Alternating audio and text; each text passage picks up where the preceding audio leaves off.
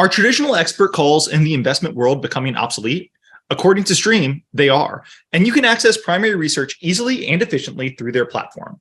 With Stream, you'll have the right insights at your fingertips to make the best investment decisions. They offer a vast library of over 26,000 expert transcripts powered by AI search technology. Plus, they provide competitive rates on expert call services, and you can even have an experienced buy-side analyst conduct the calls for you. But that's not all. Stream also provides the ability to engage with experts one-on-one and get your calls transcribed free of charge, all for 40% less than you would pay for 20 calls in a traditional expert network model. So if you're looking to optimize your research process and increase ROI on investment research spend, Stream has the solution for you. Head over to their website at streamrg.com to learn more. Thanks for listening, and we'll catch you next time. All right, hello, and welcome to the Yet Another Value podcast. If you like this podcast, it would mean a lot if you follow, subscribe, rate, review wherever you're watching or listening to it, Spotify, YouTube, whatever. 5 stars, please. With me today, I'm happy to have on it's got to be like the 20th time at this point, my friend and the founder of Rangy Capital, Chris DeMuth. Chris, how's it going? It's going well. I think Jeremy Raper's ahead of me on merit. I kind of am ahead of him on habit, but either way, it's good to be here again. Jeremy and I have been DMing, and he was so proud of having the record. But every now and then he says, "I'm going to come for Chris." I'm like, "Dude, you're going to have to start doing weekly podcasts." But before we get started, it is September 28th. We're going to do your monthly state of the markets, talk about what's been on your mind. But before we get there, just a reminder to everyone, nothing on this podcast is financial advice. That is always true, but particularly true today because Chris and I might talk about any number of things on his mind. So, people should just remember, please, it's not financial advice. Do your own work, do your own diligence. So that out of the way, Chris, again, September 28th, 2023, what is on your mind today? Well, quite a bit of litigation, maybe more than a normal amount, quite a bit of antitrust. As recently as today, there was a new judge decision that I was just going through rejecting a FTC bid to review a hospital deal in Louisiana.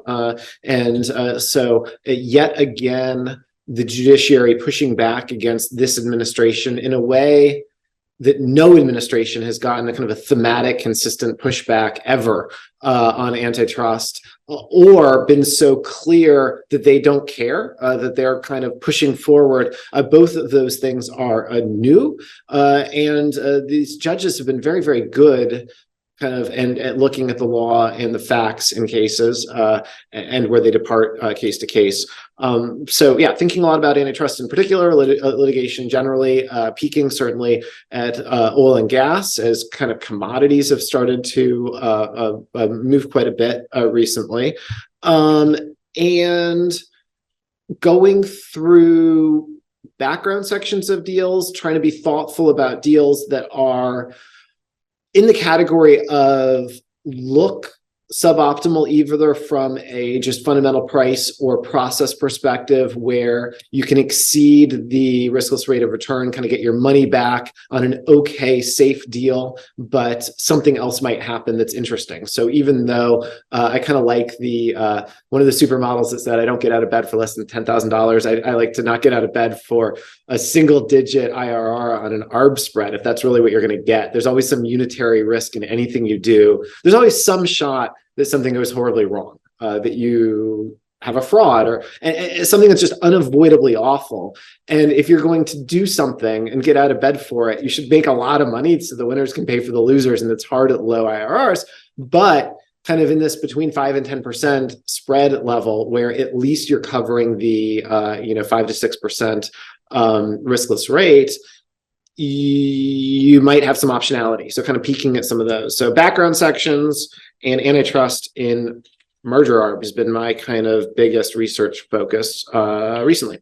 Yeah, look, I guess there's a lot there, and I want to turn something, but just because you ended with it, one of the things I think we frequently said internally is like, I think back to 2018 or 19 when Disney struck a deal to buy most of Fox's assets, right? Mm-hmm. And if you read the background section and you listened to the press, Disney was offering to buy Fox for $28 or $30 per share in stock, and Comcast had offered like $35 per share, but it was in cash. And I'm doing this from memory. This is 6 years ago, so roughly right, not exactly right.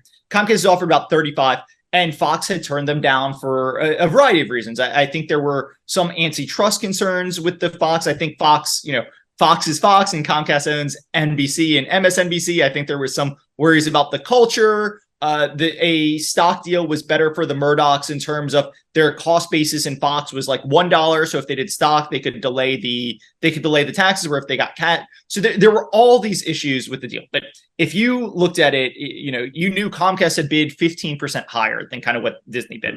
And Fox's stock, let's say Disney had bid 30, Fox's stock kind of traded at 29 for months after the deal was announced. So you could get, and this was in a world of zero interest rates, not today's world. So you could get kind of like a middling, as you said, 5 to 10% IRR from buying Fox and just expecting a Disney deal to close. But you had this huge option where that a Fox Disney deal is not going to break, right? Disney is about the best buyer in the world. Sure, there could be antitrust things, but it was the Trump administration, so Rupert Murdoch might have had a little bit more sway than normal. And B, like the contract was quite tight. They would have to divest anything problematic. So anyway, you could get that 5 to 10% return, but you'd have this huge free option that Comcast would come back and start bidding more. And sure enough, a few months later, Comcast came back and started like the bidding war to end all bidding wars. And not quite sure. The straight path was the bidding war to end all bidding wars, but it was a big bidding war. And, you could have bought Fox at 28. And I know plenty of people who did.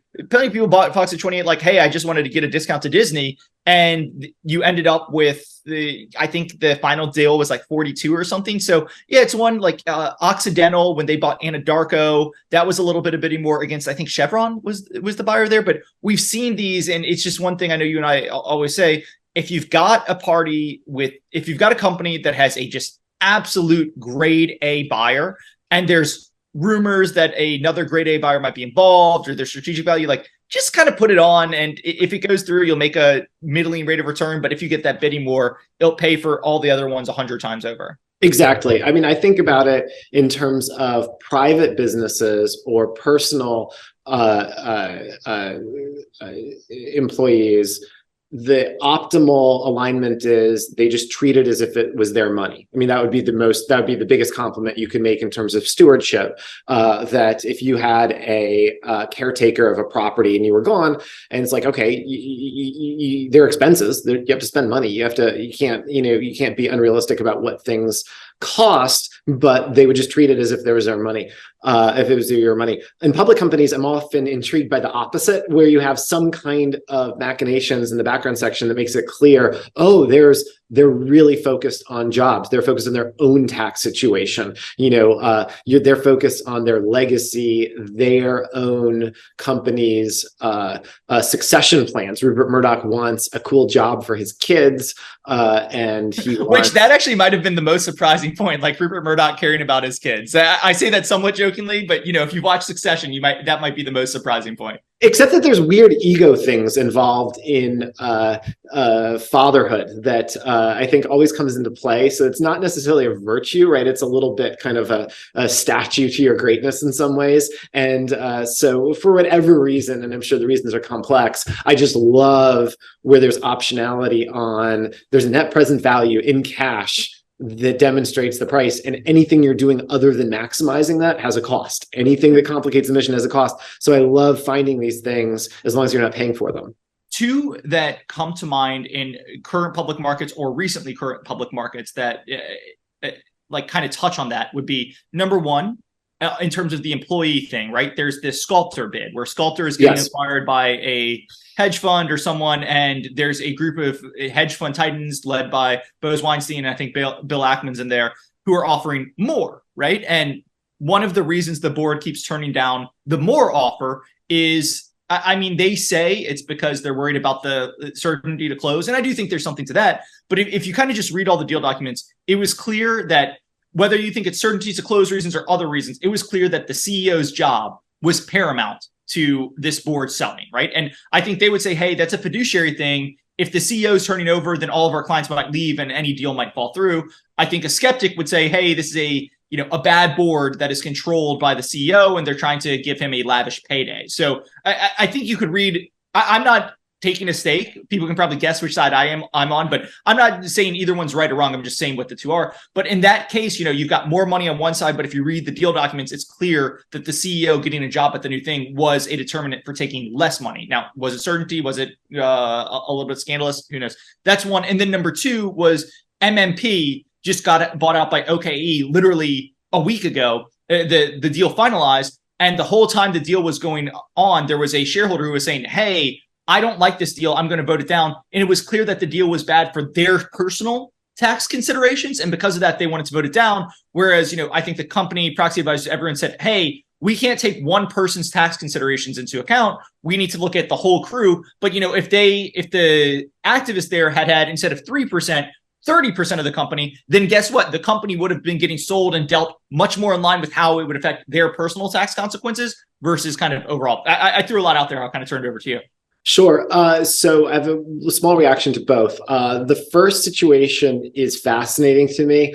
I am so reticent to invest money in some of the public vehicles of kind of super sophisticated Wall Street firms, where I just feel like the spectrum of information on the outside of inside information goes to like 99.999% good information that somebody has. And if you're not the person with that legal actionable outside information, was very recently an employee or very, very close to the people who know it, you just wouldn't want.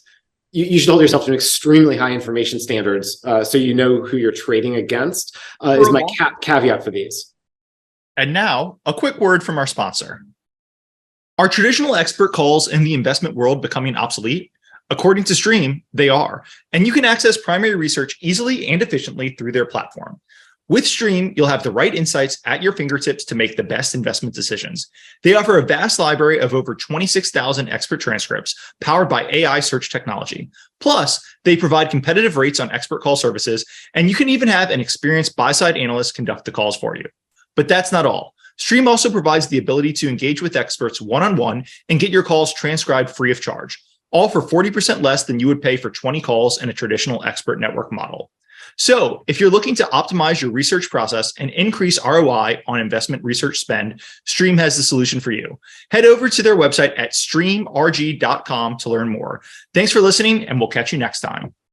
For a long time, I was looking at especially the publicly traded alts, so the private equity firms, but also there are some other hedge funds that are publicly traded. Yep. And when I would talk to people, like, you would find people who were invested in the funds, and they would kind of trade on, KKR this month announced a big sale in like the middle market fund that's going to give them a 27x. And it's not large enough that anyone's like really picking it up and reporting on it. But I know that when they report Q2 earnings, like they're going to have this huge mark from this. So again, one deal probably isn't going to budge the needle massively for KKR, but it could move the needle a little bit. So they'd kind of trade on that. Or if it was the hedge fund, they'd be like, oh, I get XYZ manager's letter. They're publicly traded. I know what their positions are. Their largest position is stock ABC.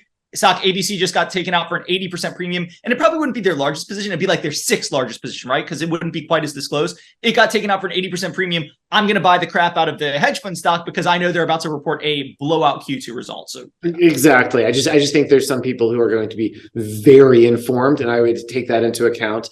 But separately, and in this case, I know of kind of everybody, know of or have worked with really everybody involved. And it's an impressive list of characters. I would say I look with extreme skepticism on any skepticism that the alternative bid could be financed and get done. These are people who I think could do it personally, let alone do it. I mean, this is not a huge company by market cap, and these are individuals who happen to be fabulously wealthy individually, who have access to a ton of capital, who can. So I think it's a bad faith argument to say that they wouldn't be able to get it done. Let me give the Matt Levine pushback to that, right? Like, okay, the Sculptor, I think the market cap there is $500 million. Yeah. I haven't like done detail. $500 million, right? Mm-hmm. Bill Ackman's probably worth $8 billion. He's part of the group. If he really wanted, he could guarantee the financing tomorrow, right? Mm-hmm. He could just say, I will write a $500 million check if everything else in the world falls through. Mm-hmm. And I think the company might push back, hey, you have a financing contingency in your deal. If the financing's so locked up, why not just, you and I, one of the things we first met on was there was a deal where a billionaire had personally guaranteed like $120 million deal, and the deal traded with a little bit of a spread. And we said, hey, like a billionaire is guaranteed this deal, and there's a bidding war here. Our downside is this deal is going to close. Our upside is we get a bidding war. To go back to our bidding war conversation. Like, why haven't the billionaires here just guaranteed the financing? Yes. And it's a very unusual situation in that everybody knows who's involved, but they cannot disclose it directly. So you have this weird kabuki where the individuals whose, names are in everybody's mouths can't just speak directly because of what they've signed so far. But I would say it's a solvable problem with a target that doesn't look to me as if they are trying to solve it, and a bidder that is not allowed to simply speak directly to answer that question. So if Bill Ackman or any of these other guys were listening to our conversation, my guess is they'd be pulling their hair out saying, I have an answer. I can't tell it. I can't tell you. So I just have a high level of confidence that it's solvable if everybody wanted to be solved, first of all. Yeah. Secondly, cash. The whole purpose of a publicly traded company for me makes my clarity on this probably bad at negotiating if I was negotiating directly on this, because it would be very hard for me to say no to almost any kind of premium, once you've risk adjusted time value money, because I just think there's not a lot of opportunity cost for securities. If somebody wants to pay you more than the public markets do, I have a real struggle saying no to more and being forced to pick amongst the remaining, 70,000 other securities that we could put our money in. And with that premium, we have to maximize after-tax value. And so there's tax consequences and so forth. And sometimes we have a better plan. I think once in my career, I've had a short-term value maximizing clear liquidation activist opportunity that I was utterly convinced by management that I was wrong and they were right and we should do something else for the long term. But the long term is mostly made up of short terms. And I think that there is kind of a rhetorical flourish that conflicted insiders make about how, well, you're a short-term hedge fund guy. And I think it's more of something to say than something that's true. The short term's made up. The short term makes up the long term net, and you can do things that are long term value maximizing and short term for the most part. So I'm skepticism. I have skepticism of the higher bid here, and hope that works out. But think that you should tread lightly on these. My personal favorite, just in terms of short term and like this hedge fund guy, my personal favorite is there are, and people can go find them, there are 100 different biotechs and pharma companies that trade for market caps of 30 to 50 million with, $150 million on their balance sheet. Mm-hmm. And the way they got there is they came public, with a $250 million market cap. And then they got to $1 billion as people got excited about their drugs and they raised more money. And then the drug failed. And now they trade for, 30 to 50 million. And a hedge fund will come and be like, hey, I'll offer to buy you out tomorrow for 120 million. And then I'll deal with the liquidation costs and everything. And if I can make money, I'll make a little bit of money, but your shareholders will get this huge premium. And invariably the management teams come out and be like,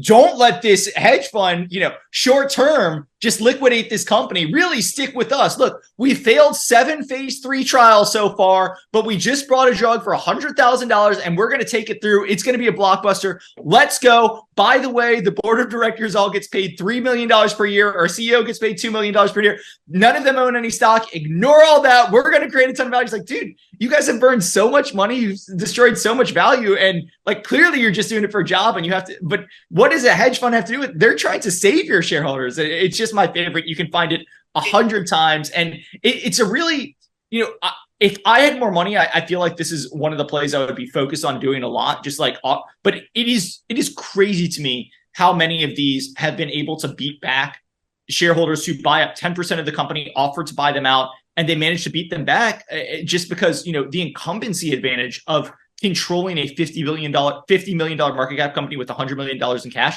is so great. It's just insane to me. It's the best example I can think of for shareholder activism and for the natural corporate defense of smallness, just because all of the acts you have to take it over don't really scale down inexpensively. But making the case even stronger are the recent activists that say you're a net, you're going to incinerate all the cash, but you're trading at 50% of your liquidation value. I'll pay you in cash immediately, 75% of liquidation value. And the only conceivable argument you could make against this is if you have some moonshot success in something that's obviously 90+% failed at this point. That's why you're trading where you are. And I will CVR it out if the things you think conceivably happen. So even the shareholders even get that upside. So that's just utterly inarguable. Most of them are structured as we buy this for some discount to the cash. And basically the reason you as a shareholder would get that is you get the cash in your bank and it's easier to liquidate as a private company than a public company. Yes. So, the buyer, yes, they get some upside, but I think most of the upside goes to the shareholder. And as you said, they'll give a CVR for this remaining moonshot asset that likely was acquired for like $5,000. They'll give a CVR and they'll say, hey, if anyone wants to buy it, anyone wants to develop it, we'll go do it. And invariably, all of these fail. Nobody wants to touch it because the drug they acquired on the cheap because it's not a great drug. And the management team's over here saying, wouldn't it be better if we blew $100 million investing into this drug that nobody else on earth wants to touch? It's like, it's just crazy to me.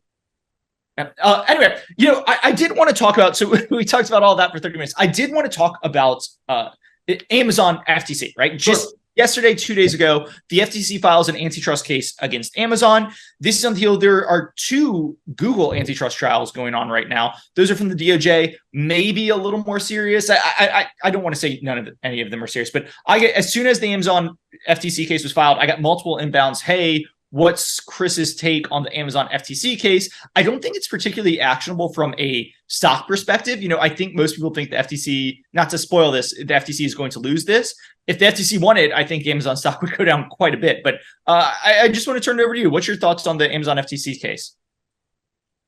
I would be much more excited by this if it was down 30% or something dramatic. It was, market discounting mechanism, largely priced in. Anytime where you have, at least a dozen states involved, it was widely leaked. And even before that, this case was the basis on which the current FTC chairman was hired. I mean, she was hired. Her college thesis is, hey, Amazon is an anti-competitive thing. Like, it's no surprise when she's in charge of the FTC, she's going to bring anti-competitive stuff against Amazon. No, so I think the probability went up from 99 to 100% that it would be filed when it was filed.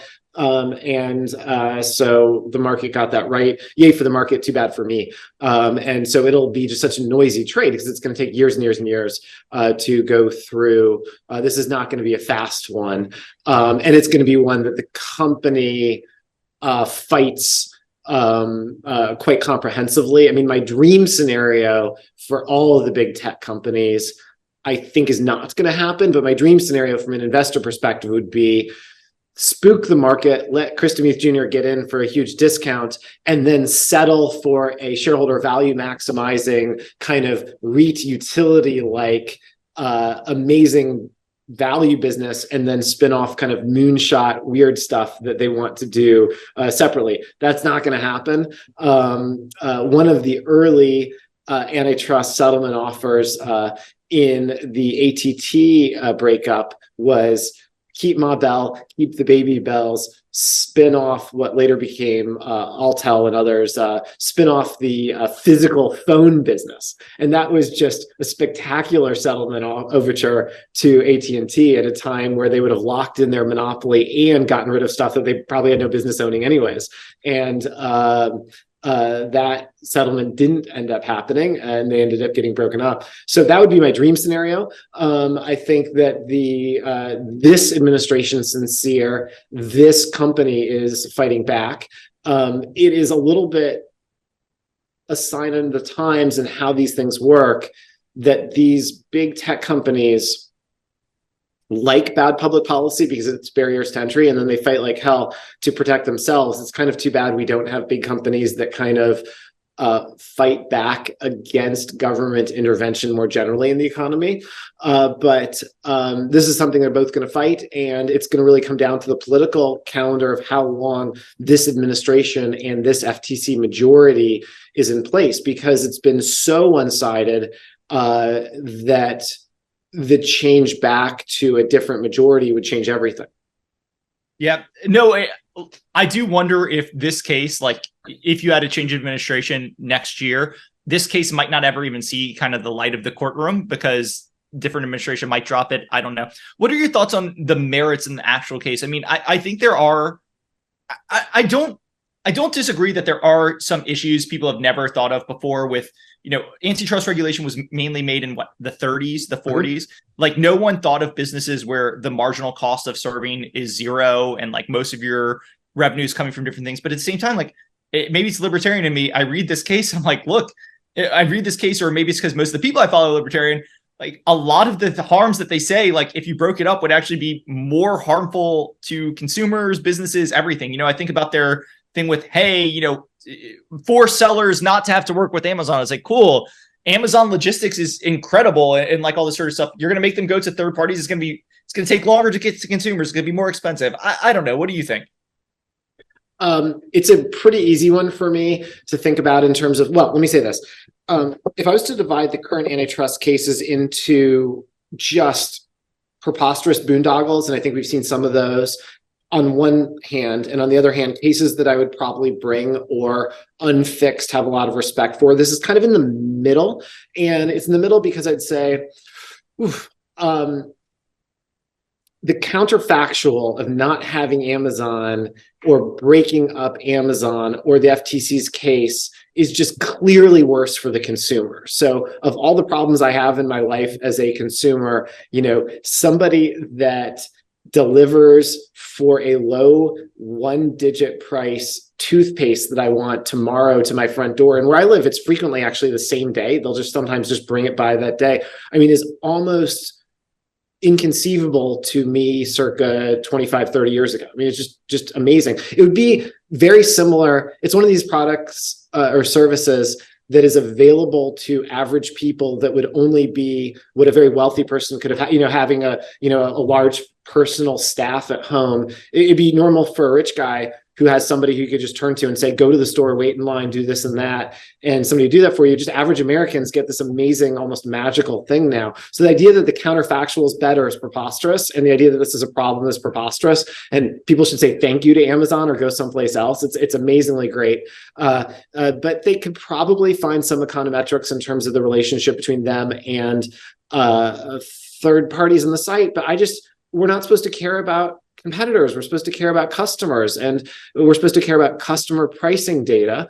And by that, there's not much of a case. I just think a judge trying to make a careful decision is going to have a much easier time rating this in favor of the company than the government. The government can make the process the punishment and will for years bog them down, try to settle for something. If this type of FTC, if a Liz Warren FTC stays in power, it's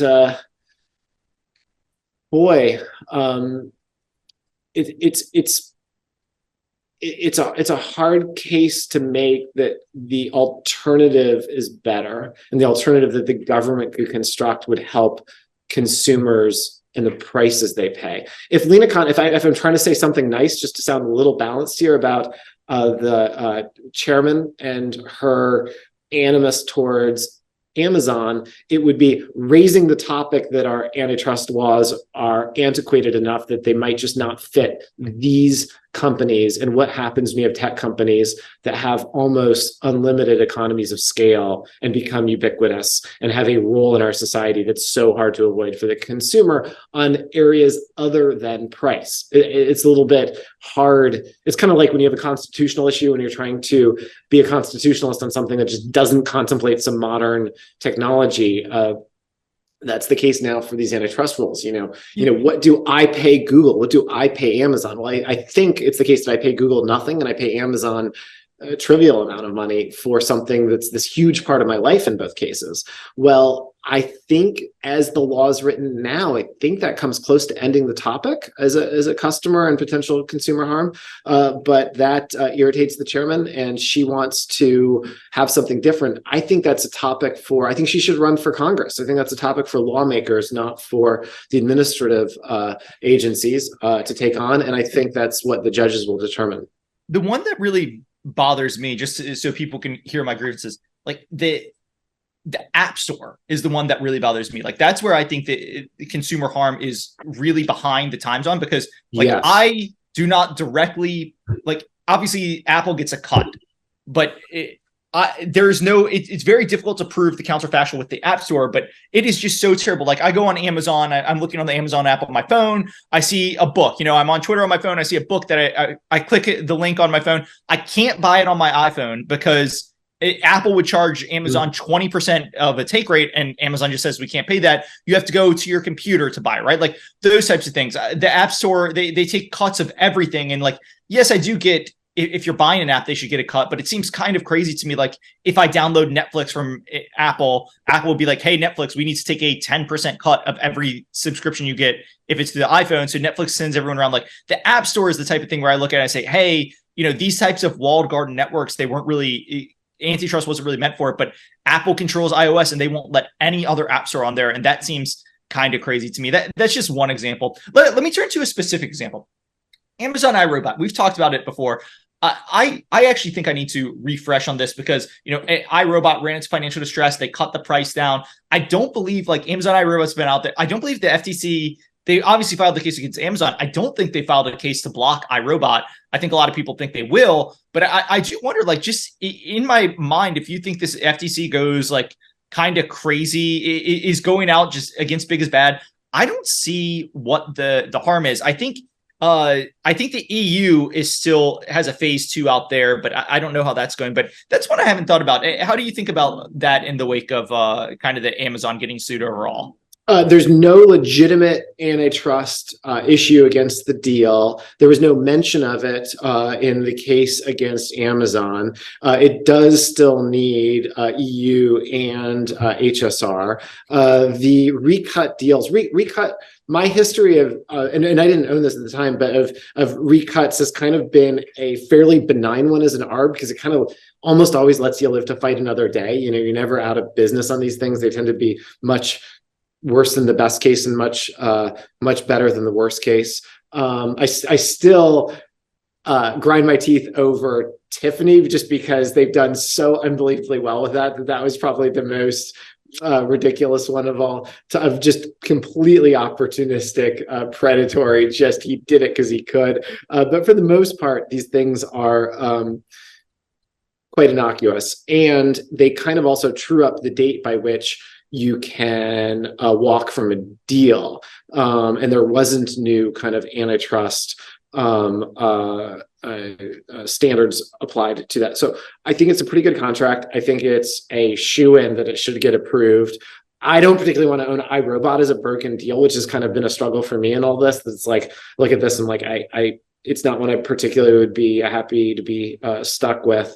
So I'm just looking at my notes. No current position, but it's the kind of thing that at a big spread, $51.75 cash deal, about $12.50, $12.46 spread. I look at it and think, later lower on a suit.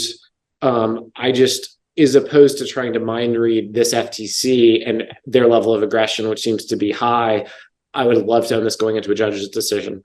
I'm just looking. So CMA approved. EU is phase 2 till I think December. Mm-hmm. Do you think the EU is going to approve this? I don't know. I mean, I think it's something that, I think they'd prefer to block it than get it done unfixed. Is it the kind of thing that they would like to take something out of?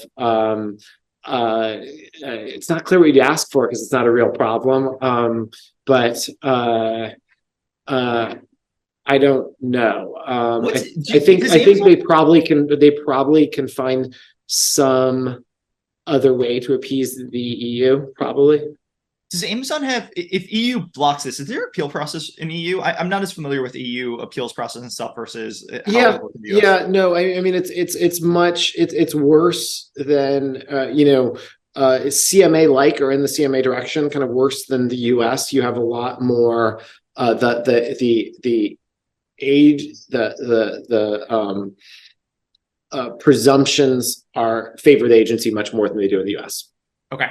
Yeah, that's just, again, I haven't looked at it in a while, but as we were talking, it strikes me as like there was the article, I know it got emailed to me 100 times, an article in either the Wall Street Journal or FT, I can't remember which, 2-3 days ago that was like, golden age of ARB, and it specifically focused on Pentwater, just took, like, to their credit, they took huge positions in multiple deals that the FTC sued on what a lot of people thought were shaky ground. But, a lot of people thought it was shaky ground. And Pentwater is one of the few people like that kind of put their money where their mouth was and took huge positions in these things and said the FTC is going to get beat in court on these things and made a lot of money correctly. Like Horizon, Amgen would be one example. I think they've got a big position in CGen, which hasn't closed, but with Horizon, Amgen closing, it seems like CGen is going to close. A few others. But I just look at that and I say, look, if Amazon, iRobot, the FTC is probably going to sue here. If it's a bad case, like, I'd love to read the case and get like real confirmation. But, as you said, at $37, there is some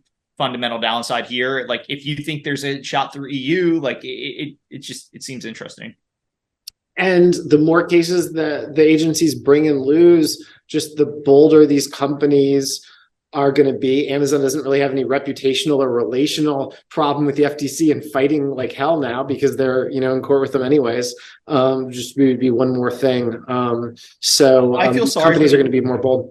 I feel sorry for the next FTC commissioner that's going to step in, because I think you've seen reports at a lot of these agencies where career staffers are like, hey, these agencies are way more aggressive than we ever thought. And like, they're making us bring cases that we think are losers. I think you're hearing huge turnover. Again, I'm not trying to decry. I can understand some of what these agencies are trying to do, but I feel bad for whoever steps in. It's like, hey, okay, great. We've got like 15 precedent cases now that are highly unfavorable to us. We're kind of a laughing stock after losing all of these cases. My predecessor was getting called in front of Congress and being like, hey, you keep racking up losses. Why do you keep racking up losses and wasting taxpayer money like on quixotic quests to get these losses overturned and stuff when there's no chance? They're going to step into a pretty broken agency. Yeah, I mean, if you start to debate them enough, I mean, this is kind of a joke. This is a joke, but all these companies, between JetBlue and Albertsons and Amazon, they should just all pick a date and just certify substantial compliance at the same time and say, what are you going to do? You sue 100 deals at the same time? You don't even have enough lawyers. It's funny you mentioned that. I did have a thought I wanted to ask you. Okay. We might have a government shutdown this weekend, right? Yes. And if you have a government shutdown, like there are cases that the courts will eventually stop and like all cases get delayed. But if let's choose Albertsons Kroger, right? Mm-hmm. If the government shutdown happens on September 30th, and it looks like it's going to drag on, right? Could you certify compliance October 1st? And then if the government shutdown lasted for 3 months, right? November 1st would roll around. You get 30 days after certifying compliance for the DOJ to say stop or go. Correct me if I'm wrong, but could you certify October 1st? And if the government shutdown lasted 2 months, like there's no one at the DOJ, so you just say November 1st comes down, and you're like, all right, guys, close the deal. This is over. I would say yes, and then they'd come back with the fine print on any approval saying that it's never final, and that they would just come back and actually. It's not an approval, right? Like they just certified compliance, and the DOJ never approved, and then you close. Right, so you'd close around HSR, and then they would bring a non-HSR antitrust case against it. But which I think would be tougher because. I'm not saying it'd be possible. Like, obviously, there were and are real antitrust issues with Albertsons Kroger's, like a lot of local markets thing. They've got to divest. I think the divest is good. It might just be a starting point. But, I do think with the divest in hand, if they certified compliance and closed, and then the government came after them, was like it's harder to break something that's already put together than something that's apart. And I think it would be kind of hard once it's. And now, a quick word from our sponsor. Are traditional expert calls in the investment world becoming obsolete? According to Stream, they are, and you can access primary research easily and efficiently through their platform. With Stream, you'll have the right insights at your fingertips to make the best investment decisions. They offer a vast library of over 26,000 expert transcripts powered by AI search technology. Plus, they provide competitive rates on expert call services, and you can even have an experienced buy-side analyst conduct the calls for you.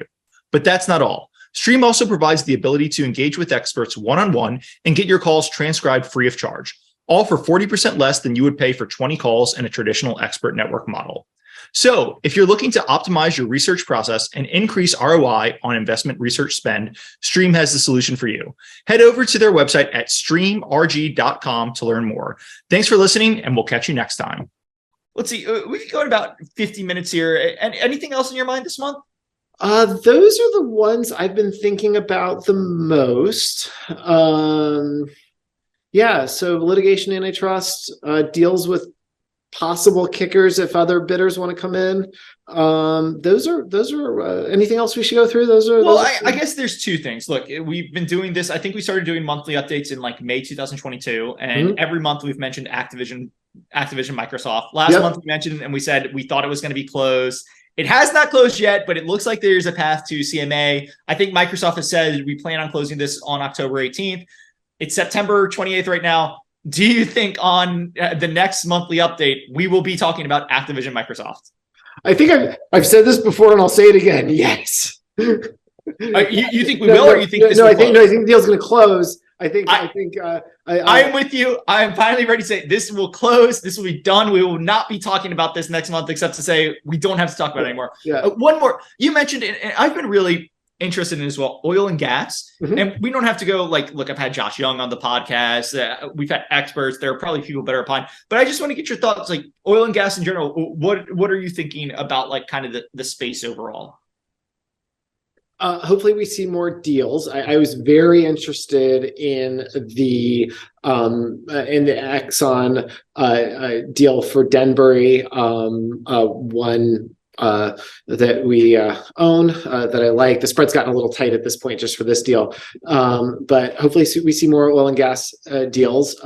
We have the whole sector of equities, you kind of run around and you see so many things that look like bargains if the current kind of complex of commodity prices are anywhere near where they are now.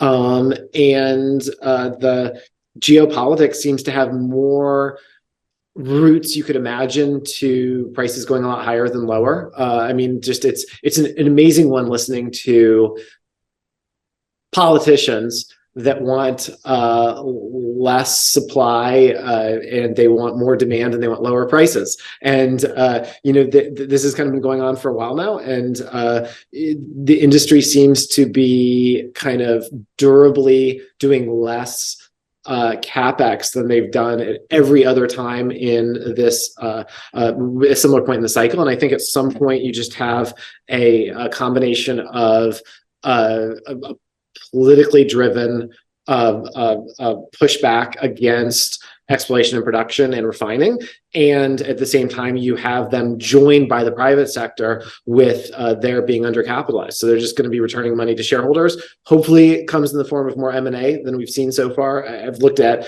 a lot of situations that seem to be ripe for it. I would say this is second only to financials in terms of something that looks like it has obvious deals that just don't happen as much as I would hope or expect. Yeah, no, look, I think the nice thing about it is all of these companies, like in the past 5 years, all of them went through between 1 to 3 distress cycles. And I think management teams across the board have largely, not completely, but largely gotten the message like, hey, your shareholders don't want you drilling. Your shareholders don't want you going and finding new fields. Like if you want to do that, go be a private company, like find somebody to underwrite that. Shareholders will vote you out if you try to do that. Some of them are going okay, fine, we'll buy versus drill. And I don't think shareholders love being on the buyer end for the most part, but it's better than, wild exploration. But I think most of them have got the memo, hey, you're going to generate a lot of cash flow. The cash flow comes back to shareholders. If you don't do that, we'll find somebody who will. And, I think about coal, which unfortunately I never played because, coal Twitter is going crazy and coal prices are through the roof and, all energy is connected. And I think coal is just like the most levered play on energy since it's like the most marginal of it. But all the coal companies have largely gotten the memo, hey, it's coal. We don't want you to go building new coal mines. Just return the capital to shareholders. So bless him. I just love the combination of really cheap stocks. I agree with everyone who says, oil is going to be here a lot longer than people think. And most of the cash flow is coming back to shareholders in one way, shape, or form. Well said.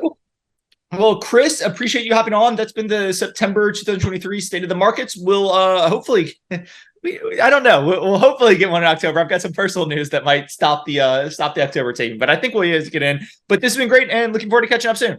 I look forward to it. Nice talking to you, Andrew. A quick disclaimer. Nothing on this podcast should be considered investment advice. Guests or the hosts may have positions in any of the stocks mentioned during this podcast. Please do your own work and consult a financial advisor. Thanks.